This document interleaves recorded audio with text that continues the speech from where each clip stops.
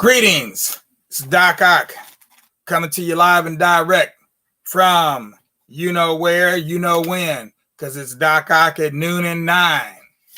Hope everybody's feeling fine. Had a good weekend. Got a lot done because we're about to have a little bit more fun. We're almost at the end of My Life in the Bush of Ghosts. So we're going to be coming out of this book again today. And then, but before we get there, we got a few things to do, few housekeeping chores. You may notice my office looks a little different today. Our studio set here, because we've got some new additions above and beyond right over there. Brought my daughters with me today, and I've got 3 lovelies over here and the 4 of us over there. So, and then you see other pictures around overhead as well. Yeah, this time we'd like to lively up the place in a little different way for a while with the help of my daughters. We had a lovely Father's Day too, by the way. Thank everybody for your Father's Day greetings for me and my father as well, Dr. Crosby. So I really appreciate that, and so did he. Meanwhile, let's move on with our proverb of the day. Proverb for the day is, talking with one another is loving one another. Talking with one another is loving one another. Now, what did I say? I know you didn't hear me, so let me say it one more time. There's not even a rhyme. Talking with one another is loving one another. So did I say texting? No. Did I say sexting? No. Did I say Facebook messaging? No. Talking with one another is loving one another. Now, even though you may not have the visual, if you're talking on the phone, at least you've got the audio, and you can tell a lot by the inflections that people use and the pauses they put in between the words that you cannot get from a Facebook message, that you can't get from a text, etc., etc., etc. So keep that in mind. Talking with one another is loving one another. So let's keep the talking going. Meanwhile, we got a poem to read today. Now, why would it do that? I just checked that. I had plenty of time. Camera 1 just went out. Oh, well, we have to go to rely on camera 2 and camera 3. All right. So what do we got over here? Here we go. We've got, now I wonder, let me just check one thing here. Let's see here. Maybe I didn't turn it on. Thought I turned it on. Let's see. All right. So what do we got here? The poem today from out of the book of Dumas, Poetry for My People, is called simply Fish. Catfish, niggerfish, low in the creek. Catfish, blackfish, none all week. Bait worm, dough ball, put your glad rags on. Hook me a catfish 9 feet tall. Nigger spit, catfish bit. Only was a crawdad hole. Good bait sent, catfish went. Must be fishing the white man's hole. Okay. Wish I had a little more information on his inspiration, because that one was a little bit different. But, you know, he was a river man. Lived over there on the Mississippi. That was the last place of residence. And came out of Arkansas, if I'm not mistaken. So, you know, rivers are an important bodies of water. And, of course, what are you going to find in a river to put in your quiver?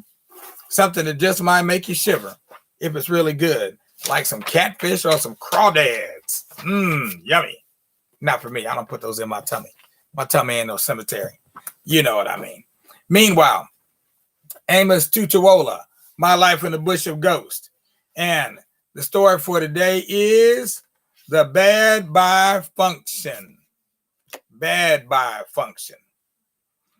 But as I could no longer bear to stay with my cousin except to go when I told him, but he refused totally at the first time, when I was pressing him every time and telling a lie that I want to go and visit a friend of mine in the 7th town of Ghost. Then he allowed me to go because I was lean as if I should die within a few days. So I was very popular with all ghosts of this 10th town and environment. When it remained one day for me to leave, there I called all the ghosts of town to my cousin's front house for a special function for this bad bye. But none of them knows that I would not be coming back. Again, as it was a secret function to all of them. This function was so greatly performed so that nobody could sleep till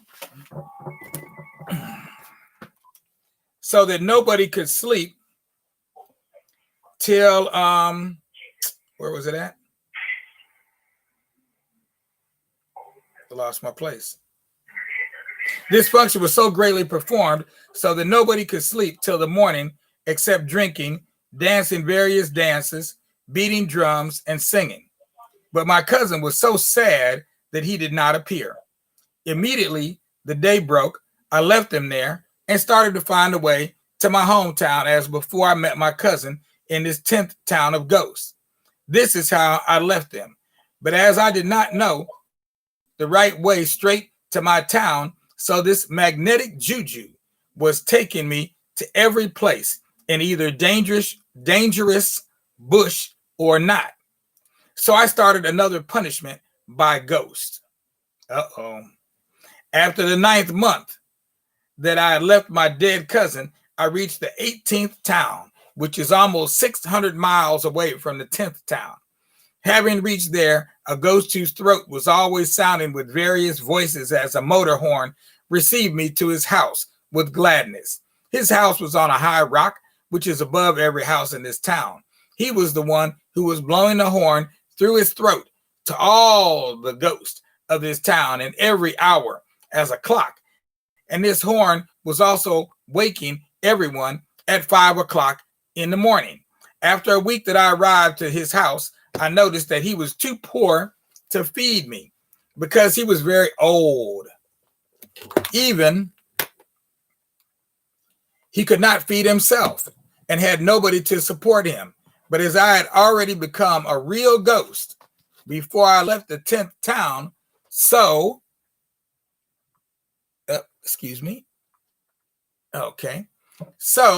by that, a ghost friend of mine taught me the art of magic because he did not know that I'm an earthly person at that time. Otherwise, he would not teach me to become a magician. So as I was taught this art before I reached this town, one day when I thought within myself that this old ghost could not feed me unless I would feed him, therefore I went to a village which is near the 18th town. Luckily, I met a ghost magician who was displaying his magical power for the head chief of that village at that time. Then I joined him to display my own as well before these chiefs as a competition. But when I changed the day to the night, so every place became dark at once, then I told him to change it back to the day as usual, but he was unable. After this, I changed him to a dog, and he started to bark at everybody. Then as my power was above his own, the chief with all the scene lookers gave me all the gifts which were to be shared for both of us. After that, I changed him from a dog to a ghost as usual. Then I packed all these gifts and kept going to the 18th town, where I came to that village. I did not give him any of the gifts.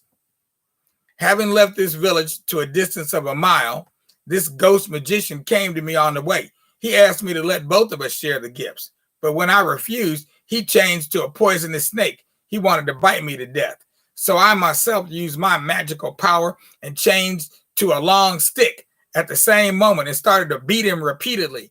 When he felt much pain and near to die, then he changed from the snake to a great fire and burnt this stick to ashes. After that, he started to burn me too. Without hesitation, I myself changed to rain, so I quenched him at once. Again, he controlled the place that I stood to become a deep well, in which I found myself unexpectedly without any ado. He controlled this rain to be raining into the well while I was inside. Within a second, the well was full with water. But when he wanted to close the door of the well so that I might not be able to come out again or to die inside it, I myself changed to a big fish to swim out. But at the same moment he saw the fish, he himself changed to a crocodile. He jumped into the well and came to swallow me. But before he could swallow me, I changed to a bird and also changed the gifts to a single palm fruit. I held it with my beak and then flew out of the well straight to the 18th town. Without any ado, he changed himself again to a big hawk, chasing me about in the sky to kill as his prey. But when I believed that no doubt he would kill me very soon, then I changed again to the air and blew within a second to a distance which a person could not travel on foot for 30 years. But when I changed to my former form at the end of this distance, to my surprise, there I met him already. He had reached there before me and was waiting for me for a long time. Now we appeared personally to ourselves. Then he asked me to bring the gifts.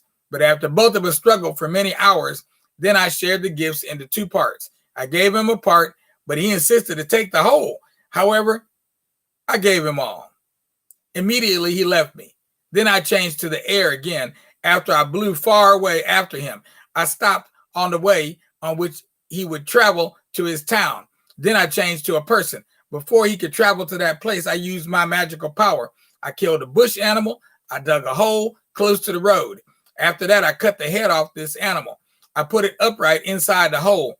It faced the road as if it peeped out of the ground alive. Having done this, I hid myself near there.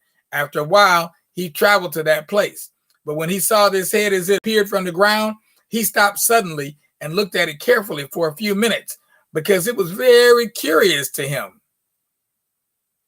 Then he started to ask this head with fearful mind, "Ah, my lord, here you are." After that, he bowed down respectfully for it for 3 times. Having done so, he was asking it, "Do you want one of these gifts?"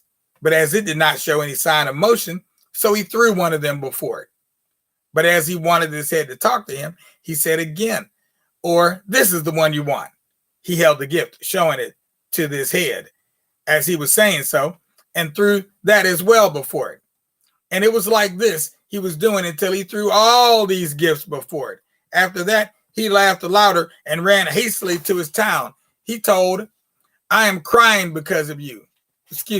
He told all the inhabitants with the king that he saw where the ground has head and eyes today. Having told them this wonderful news, the king asked him 3 times, "Are you sure?" "Yes, I'm sure." And said furthermore that if it is a lie, then they may kill him for telling a lie. Having confirmed it, the whole of them with their king, from whose head the smoke was rushing out, followed them to the place to witness this ground where it is true. But as I had removed this head together with all the gifts and went away immediately, he left there for the town. So when the whole of them followed him to the place, they didn't see where the ground has head and eyes as he told them. But as he had been promised that they may kill him for telling a lie, so the king ordered the ghost to kill him because they did not see any sign of what he told them. This is how I took all my gifts back from him. Of course, I did not return to the 18th town again, but started from there to find a way to my hometown as usual, because that place was too far from the 18th town. And there you have it in a nutshell. That is the genius of Amos Tutuola, My Life in the Bush of Ghosts. That was pure genius. In case you haven't been listening to our children's tales in the evening, at least 1 or 2 of them he combined in that little chapter I just read right there. He combined 1 or 2 of those tales right into that chapter. He just enveloped them right into that chapter. Oh, that was a thing of beauty. And it was a surprise to me, as you can see, because I haven't read this book in, 40 years or so. So it was just as much of a surprise to me as it is to you. In the meantime, I have to say that we are through. It's time for me to go because I got to end this show. Don't forget, this book is still available. It just renewed. It'll be available for 1 more week. Limited edition. Get it while you can, and I will personally autograph the book by Doc Ock. It is called What is Juneteenth? If you want to know more about Juneteenth, get the book. Don't be forsook. Take a look. You need to check that book. Meanwhile, Doc Ock at noon and 9, signing out. You know where to find us next time.